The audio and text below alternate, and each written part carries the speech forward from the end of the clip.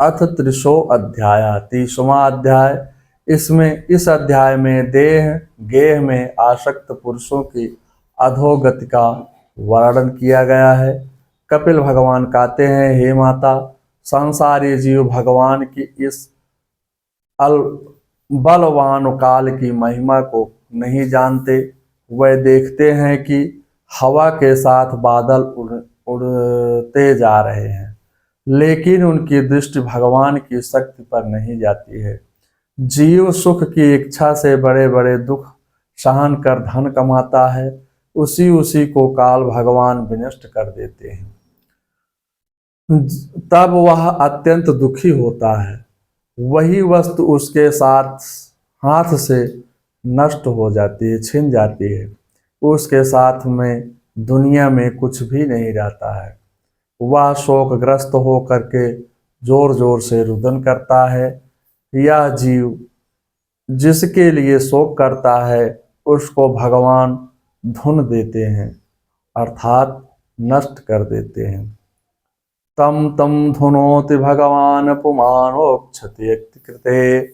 वह मंदमत जीव स्त्री पुत्र खेत धन आदि को नित्य मानकर उनमें आसक्त हो जाता है। यह जीव संसार में जिस जिस योनि में जन्म लेता है, उसे छोड़ने की इच्छा नहीं करता है। उसी में उसे सुख की अनुभूति होती है। इनके पालन पोषण की चिंता में उसे उसके संपूर्ण अंग जलते रहते हैं। वह कुटुंब पालन के लिए अनेक पाप कर्म करते रहता है। आच्छितो मां इंद्रियम इंद्रिया स्त्रीणां सतीनां चामायया रहोर्चित्याम आलापे शिशुनानां कलभाषणी। उल्टा स्त्रियों के द्वारा एकांत में संभोगाद के समय प्रदर्शित किए गए कपट पूर्ण प्रेम में तथा दूसरे का धन हड़पने की चेष्टा करता है। धन न मिलने पर एकांत में बैठकर चिंतातुर हो लंबी लंबी सांसें लेता है। जब वह कुटुंब पालन में असमर्थ हो जाता है और स्त्री पुत्र आदि जब पहले की तरह से आदर नहीं करते हैं तथा वृद्ध अवस्था के कारण उसका शरीर अत्यंत कमजोर और कुरूप हो जाता है यह जीव मरणोन्मुक्त होकर घर में चारपाई पर पड़ा रहता है। कफ बढ़ जाने के कारण कंठ ही चिंता करता रहता है। कंठ बढ़ जा कफ बढ़ जाने के कारण कंठ में घुरघुराहट होने लगती है। इस जीव को वैराग्य फिर भी नहीं होता, चारपाई पर पड़े पड़े परिवार की ही चिंता करता रहता है। उसकी बोलने की शक्ति समाप्त हो जाती है। मरणासन्न अवस्था में कुत्ते भी भयंकर शब्द निकालकर ऊपर को मुंह करके रोने लगते हैं। उस समय उसको महान दुख प्राप्त होता है। यमदूतो यथा प्राप्तम जीवे सर्वक्षणो सादृश्यम सतार्दम शक्रे मूर्त विमुच्यते। उसी समय उसको लेने के लिए अत्यंत भयंकर नेत्र वाले 2 यमदूत आते हैं। उन्हें देखकर वह डर से मलमूत्र त्याग करने लगता है। वह यमदूत गले में मृत्यु की रस्सी डालकर उसे यमलोक ले जाते हैं। तंतुष्टुम परिव्यक्तम दवालिने संतप्तमानम पते तथा बालुके। उसे भूख प्यास व्याकुल कर देती है। वह सूर्य के ताप से तपे हुए बालू पर पड़े क्लेश से चलता है। यमदूत उसकी पीठ पर कोड़े बरसाते हैं। वह चलते चलते गिर जाता है और उसे मूर्छा आ जाती है। वह चेतना आने पर भी उठता है और उसे कुत्ते काटने लग जाते हैं। मार्ग में कोई जलाशय भी नहीं होता है। इस प्रकार यमलोक का मार्ग 99,000 योजन है। इतने लंबे मार्ग को 2 या 3 मुहूर्त में तय करना पड़ता है। यमलोक पहुंचने पर यमराज उसी पापी को नरक में ढकेल देते हैं। वहां उसके शरीर को आग से जलाया जाता है। भूख लगने पर उसे उसी का मांस खिलाते हैं। कुत्ते, गीध, सर्प, बिच्छू आदि जहरीले जंतु से काटते हैं। पशुवध करने वाले के शरीर को छुरे से काटा जाता है। पहाड़ों से नीचे गिराया जाता है। जल में डुबोया जाता है। नरक की यातनाएं स्त्री पुरुष सबको झेलनी पड़ती है।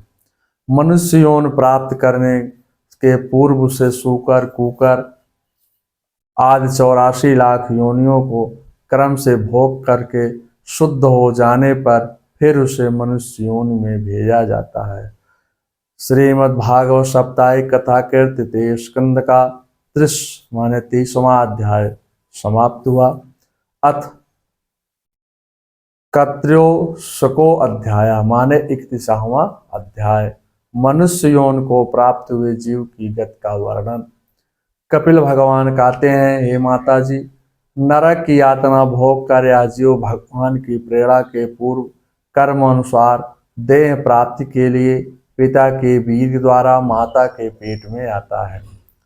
कलकम तत्रारात्रे पंचरात्रेण बुद्ध बुद्धम दशाहेन तु कर्तम करकंधो पेश्यगंडम मा तथा परम। वहां एक रात्र में वीर्य और रज मिलकर एक हो जाता है। उसे कलक की संज्ञा दी गई है। 5 रात्र में बुद्बुद गोलाकार हो जाता है। 10 दिन में बेर के आकार के समान कड़ा हो जाता है। 15 दिन में मांस पिंड बन जाता है। 1 महीने में उसके सिर निकल आता है। 2 महीने में हाथ पांव अंगों का विभाग हो जाता है।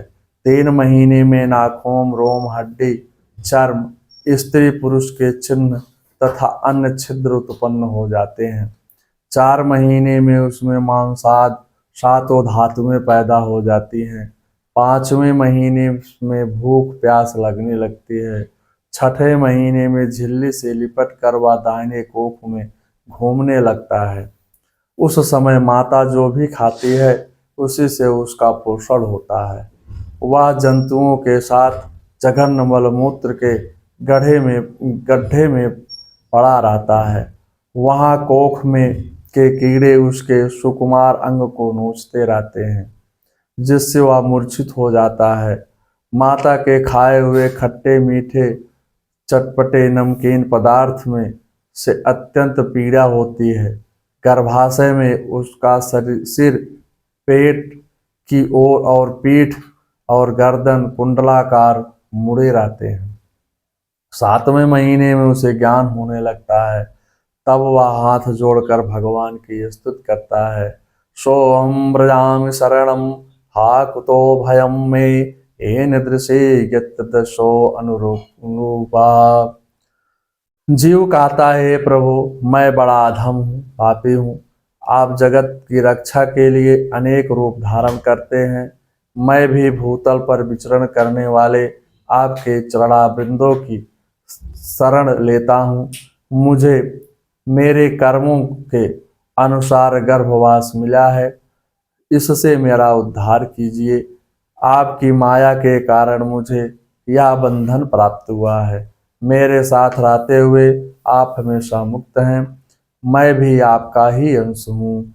ईश्वर अंश जीवय विनाशे चैतन्य अमल सहज सुख राशि। रामचरितमानस में बाबा जी लिखते हैं, मैं आप तो जीव कहता है, हे प्रभु, मैं आपको सिर से प्रणाम करता हूँ। कृपया मुझे इस बंधन से मुक्त कर दें। इस शरीर में मेरा ज्ञान भी लुप्त हो गया है। बिना आपकी आज्ञा से मुझे अपने स्वरूप का ज्ञान नहीं होगा। बाबा जी रामचरितमानस में लिखते हैं, मम दर्शन फल परम अनुपा जीव पावन निज सहज स्वरूपा। मैं इस मलमूत्र के कूप में चारों ओर से बंद पड़ा हूँ और महीने गिन रहा हूँ। आप मुझे यहाँ से कब निकालोगे? मैं आपको बारंबार प्रणाम करता हूँ, यद्यपि इस गर्भाशय में मैं बहुत कष्ट पा रहा हूँ, फिर भी इससे बाहर नहीं आना चाहता हूँ। क्योंकि बाहर आने पर आपकी माया मुझ पर आक्रमण करेगी। मैं यहीं रहकर आप अपना आत्मोद्धार करूंगा। इस प्रकार यह जीव 10 महीने तक गर्भ में भगवान की स्तुति करता है। तब उस अधोमुख बालक को प्रसव काल की वायु तत्काल बाहर आने के लिए ढकेलती है। वह बालक अत्यंत व्याकुल हो नीचे सिर करके बड़े कष्ट से बाहर निकलता है। उस समय उसकी श्वास भी रुक जाती है और पूरी विस्मृति नष्ट हो जाती है। पृथ्वी पर माता के रुधिर और मूत्र में पड़ा हुआ वह बालक विष्ठा के कीड़े के समान छटपटाता है। उसका गर्भवास का सारा ज्ञान नष्ट हो जाता है। ज्ञान नष्ट होने पर रोता है और विपरीत गति को प्राप्त हो जाता है।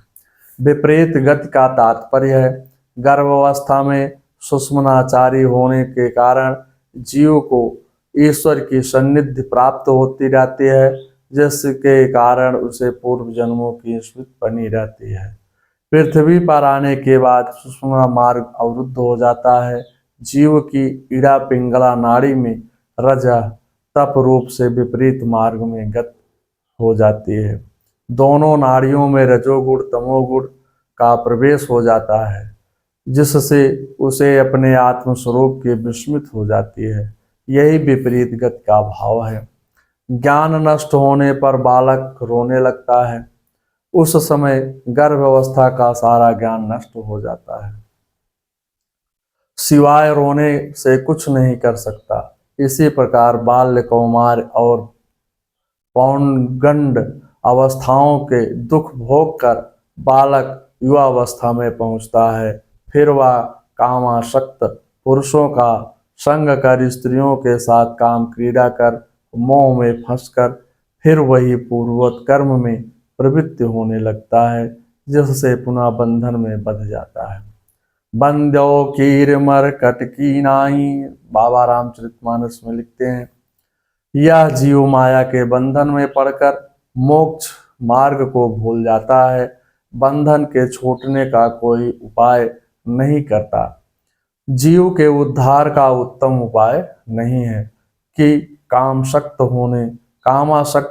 लोगों का कुसंग छोड़ करके भगवत भक्तों का संग करना चाहिए। शरीर और स्त्री पुत्र धन आदि में अहंता ममता त्याग कर भगवान का भजन करना चाहिए। श्रीमद् भागवत साप्ताहिक कथा के तृतीय स्कंद का 31 माने 31वां अध्याय समाप्त हुआ। ओम नमो भगवते वासुदेवाय।